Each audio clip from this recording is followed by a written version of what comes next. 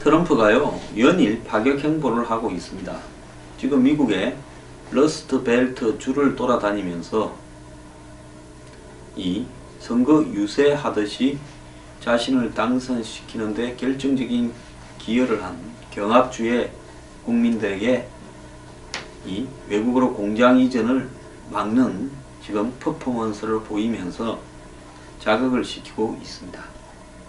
자, 트럼프가 또 한 건 했습니다. 대만의 차이잉원 이 총통과 트럼프가 통화를 했는데요. 잘 아시다시피 미국과 대만은 79년 단교를 했고요. 그 이후에 첫 정상 간의 통화라는 겁니다.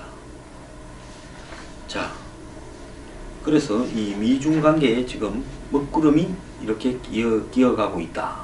이런 부분인데요.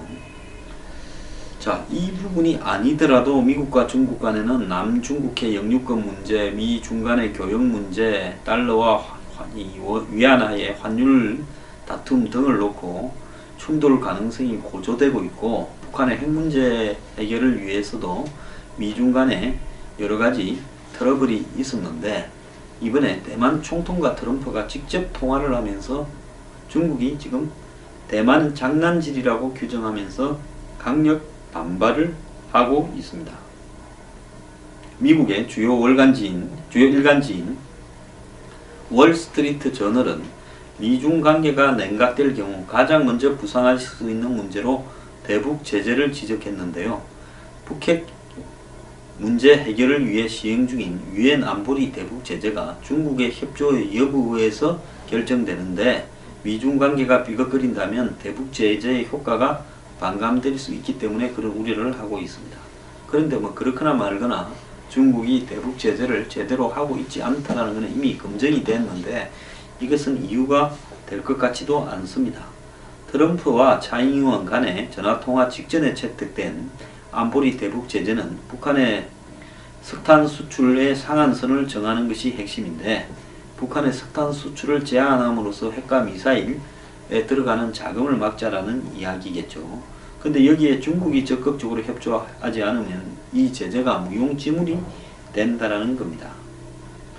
자, 한반도 전문가 스콧 스나이더 박사는 대북 제재의 효과는 중국의 협조가 굉장히 중요한데, 이게 원활하지 않으면 북한의 핵과 미사일 개발과 도발을 저지할 수단이 마땅히 없다라고 이야기를 했고요. 백악관이 적극 나서서 미중 정책에 변함이 없다라고 해명된 것도 파장을 우려하기 때문이라고 합니다. 자, 그래서 이 미국은 하나의 중국 원칙을 깨고 이제 다양한 카드로 중국을 압박하겠다는 거 아니냐, 이렇게 지금 트럼프가 암시를 하고 있고요. 중국은 대만에 대한 경제 보복을 확대할 가능성을 갖다가 지금 암시를 하고 있습니다. 자, 중국은 극히 흥분하고 있는 이유가요, 미국의 대만 정책이 근본적으로 변했는가에 대해서 지금 우려하는 겁니다. 중국 정부는 하나의 중국이라는 원칙을 고수하며 대만을 국가로 인정을 하지 않고 있고, 또 뭐 올림픽이라든지 유엔이라든지 각종 국제 이 행사나 대회 이런 데서도 중국은 그걸 밀어붙이고 있죠. 자, 미국은 72년 닉슨이 모택동과 만나서 하나의 중국 원칙을 수용했고, 지미 카터 때 중국과 수교하기 위해서 대만과 외교를 단절을 했습니다. 자, 중국의 이 외교부는 미국 측에 엄정한 의사를 전달하겠다 하면서도 대만이 소동을 일으켜봐야 대만은 중국의 일부다라는 국제적 지위에는 변동이 없다, 이렇게 하면서 이번 전화통화가 트럼프의 우발적 행동이 아니고 정밀하게 계산된 행보라는 것은 분명하다라고 이야기를 하고 있습니다. 대만의 이 총통 대변인에 따르면 이번 통화는 양쪽이 사전 협의를 통해 통화 시간과 일정을 조율하여 차이잉원 총통이 트럼프에게 전화를 거는 형태로 성사가 됐는데요. 트럼프가 대만과 손잡는 형태를 취함으로써 중국을 자극해서 향후 각종 협상에서 유리한 결과를 얻으려고 그런 거 아닌가, 이렇게 해석이 되고 있습니다. 자, 지금 국무장관 후보 물망에 올랐던 존 볼턴 전 유엔 대사 강경파죠. 대만에 있는 미국의 민간 대표 기구를 공식 외교단으로 격상시키고 대만 총통의 미국 방문을 공식적으로 허용하며 궁극적으로 완전한 외교관계를 복원할 필요가 있다라고도 이야기를 하고 있습니다. 대만은 트럼프 당선을 계기로 미국과의 외교관계 회복을 시도하고 있습니다. 자, 트럼프가 이제 중국을 길들이는 작전에 들어갔는데요. 대만을 갖다가 이용해서 매우 중국을 흥분케 하고 있습니다. 또 이 문제가 북핵 문제에 불똥이 떨어진다, 뭐 이런 이야기들 아까 앞에서도 소개했지만요. 결국은 중국이 이런 이 대만하고의 문제 때문에 북핵 문제에 소홀하게 놓으면서 결국은 한반도에 영향을 미치는 거 아니냐, 이런 우려들을 일부 하는데 저는 그렇지 않다고 봅니다. 왜? 어차피 중국은 북한에 결정적인 대북 제재를 하고 있지는 않고 할 생각도 없습니다. 그런 마당에 무슨 유엔 안보리 대북 제재 어쩌고 저쩌고 이야기를 합니까? 그럼 우리 정부도요, 그런 줄 알면서도 그냥 제재가 되어가고 뭐가 되는 것처럼 국민들한테 홍보해야 되고 뭐라도 하는 신용은 내야 되니까 그러는 거지, 중국이 북한을 실질적으로 압박할 가능성은 거의 없기 때문에 별 중요한 문제도 아닙니다. 트럼프가 해외로 공장을 이전하려는 그 기업들에게 관세 폭탄을 부과하겠다고 위협을 했는데요. 그가 해외 이전 대신 미국 내 이전을 독려하면서 주별 인센티브 경쟁이 불붙는 거 아니냐 하는 우려도 나오고 있습니다. 트럼프는 어제 트위터를 통해 자기 미국 정부는 기업에 대한 세금과 규제를 상당히 줄일 것이고 미국을 떠나 해외로 이전하는 기업, 직원들을 해고하는 기업, 다른 나라에 새로운 공장이나 시설을 지어서 미국의 상품을 되팔 생각을 하고 있는 기업들의 보복과 대가가 없다고 생각하면 큰 오산이다. 즉, 해외로 기업을 옮기거나 미국 내 일자리를 줄이는 기업들은 그냥 두지 않겠다고 협박을 한 거죠. 그러면서 앞으로 미국과 멕시코 간의 국경이 강화될 가운데 이러한 기업들의 35%의 관세가 부과될 거라고 했습니다. 이러한 관세는 기업들이 미국을 떠나게 하는 것을 경제적으로 어렵게 만들 것이지만 50개 주 안에서는 세금이나 관세 없이 자유롭게 움직일 수 있다, 이렇게 말을 했습니다. 트럼프는 마지막으로 기업들의 아주 값비싼 결정을 내리기 전에 주의하라면서 미 합중국은 기업들에 열려있다, 이렇게 말을 했습니다. 각각 포드는 켄터키에 있는 링컨 MKC 공장 조립 라인, 또 캐리어는 인디애나 공장의 멕시코 이전 계획을 백지화했는데요. 캐리어는 해외 이전 계획을 철회하는 대가로 인디애나 주로부터 10년간 82억에 달하는 세금 감면 혜택을 받았습니다. 자, 이번 트럼프의 발언은 멕시코로 공장을 이전하는 것을 계획 중인 기계 부품 제조업체 넥스로드를 정조준하는 것으로 보이는데요. 전날 트위터에서 인디애나주에 있는 넥스로드가 멕시코로 공장을 이전하고 노동자 300명의 전원을 악독하게 해고하려 하고 있다면서 미국 전역에서 이런 일들이 일어나고 있는데 더 이상은 안 된다고 못을 박았습니다. 트럼프의 이러한 기업 압박 공세는 시장 원리에 벗어난다고 이렇게 비판을 받고 있는데요. 저는 그 시장 원리에 벗어난다고 비판한 사람들한테도 묻고 싶습니다. 신자유주의라고 세계를 하나의 시장으로 만든다라는 그런 논리가 얼마나 허황됐는가, 또 그 논리 때문에 세계 시장이 황폐화되고 있다는 것도 지금 드러나고 있는데 아직도 그런 논리로 트럼프를 비판하고 있습니까? 제 댓글에도요, 많은 분들이 트럼프의 해외 공장 이전 방지 이런 정책이 시장 논리에 벗어난다는데, 그런 분들한테 내가 하나 물어봅시다. 자, 삼성이 제일모직하고 삼성물산 합병하는데 국민연금을 끌어 들어가고 한 저런 일들이 시장 논리에 맞습니까? 자, 50세계 한국의 대기업이 미러나 K스포츠에 돈 낸 게 시장 논리에 맞습니까? 강요에 이겼다고요? 정말 강요인지 당신들이 확신을 하십니까? 지금 최순실 사태라는 전례 없는 이런 재벌과 권력 간의 부패 커넥션에 대해서는 시장 논리로 비판을 하고 있지 않고요.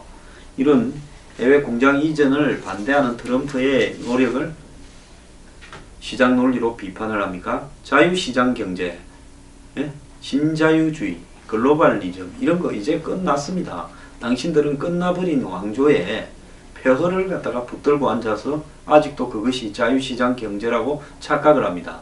대한민국의 재벌 로비 앞잡이 정경련과 그들을 옹호하는 이데올로기 공급 집단 자유경제원 또 거기에 붙어있는 몇 개의 단체, 시민단체라고 하는 시민도 없는 시민단체 그런 단체들이 정말 시장 자유주의를 옹호하는 행태를 하고 있다고 봅니까? 어디 시장경제를 말하는 사람들이 정경련을 만들어서 로비하는데 앞장을 서고 있습니까? 국가를 대상으로요. 시장 자유주의를 이야기하기 전에 신자유주의를 이야기하기 전에 그런 행태의 반칙부터 없애야 된다라고 좀 생각하지 않으십니까? 어제 시 현장에 이런 게 떠돌아다닌다고 누가 주워서 우리 사무실에 갖고 왔는데요. 이재용 구속영장 청구 결정입니다. 이재용이 과연 국정조사 나가서 무슨 말 할지 의문인데요. 시장 논리를 이야기하려면 한국의 대기업의 시장에 어긋난 이런 행태들부터도 지적하기 바랍니다.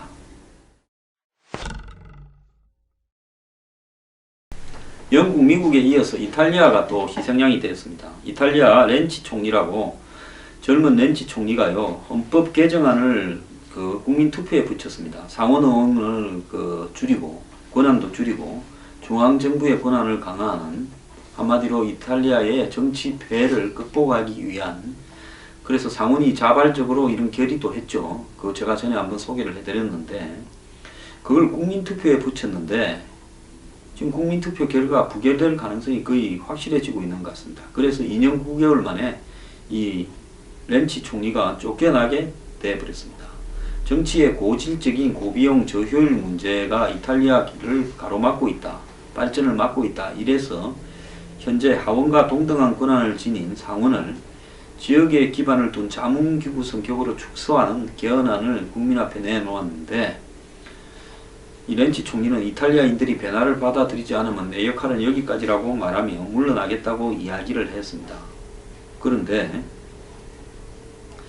이 렌치 총리는 2014년 2월에 중도 좌파 성향의 집권 민주당 내부의 권력 투쟁 끝에 이탈리아 역사상 최연소 총리에 올랐는데 취임 초기부터 급진적이고 이렇게 개혁적인 조치를 취하고 있었습니다. 그래서 전통적인 민주당 지지층인 노조와 좌파의 반발을 사면서까지 쉬운 고용, 쉬운 해고를 보장하는 시장 친화적인 노동개혁도 이끌어냈고 교육개혁, 사법개혁에도 나서서 이런 개혁 작업으로 이렇게 굉장히 인기를 끌고 있다. 이렇게 평가되었는데요. 이 개헌안에 대해서 찬성률이 60%가 넘어서 통과될 거라고 생각하고 붙였는데 이 발언이 자신을 갖다가 올가매었어요.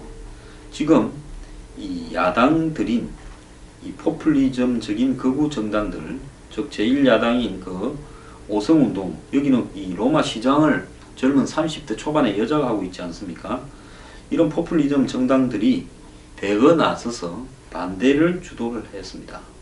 6월 지방선거에서도 로마, 그 다음에 이 토리노 시장 등을 야당들이 차지했는데, 자, 이 렌치 총리가 건방지고 야심만반하다는 개인적인 반감과 또 그의 정책이 지나치게 오른쪽으로 갔다라는데 불만을 품고 있던 민주당 내부에서도 반발이 일어났고요. 당 밖에서는 트럼프처럼 반이민, 자국 우선주의 정책을 펼치는 극우 정당, 이 북부리그, 그리고 또 오성 운동, 이런 사람들이 렌치를 상대로 완전히 반격에 나섰습니다. 그래서 이런 분위기 속에서 8월까지만 하더라도 찬성이 10%가량 반대보다 많았는데 갈수록 반대 진영에 힘이 실리면서 지금은 반대가 5에서 11% 정도 앞섰다는 겁니다. 자, 결국 이 자신은 이탈리아의 개혁을 갖다가 주도하려고 했는데 세계를 휩쓸고 있는 이런 이 대중들의 거센 반란에 이탈리아의 젊은 총리까지도 희생이 되어서 지금 끝이 나게 되어버렸습니다. 이 사람은요, 투표 직전까지 영국의 브렉시트나 미국의 트럼프 열풍하고 자기는 다르다 하고 자신만만했는데요. 결국은 집에 가게 됐습니다. 지금 한국의 촛불시 또한요, 영국, 프랑스, 영국, 미국, 또 이탈리아를 휩쓸고 있는 이런 대중들의 기성 정치에 대한 저항과 똑같은 겁니다. 자, 이제 프랑스가 아마 대선을 하면 또 이렇게 될 거예요. 이제 전 세계가 이렇게 될 건데, 과연 한국만 기성 정치인들이 또 해먹는다 가능할까요? 한국도 변화가 올 겁니다.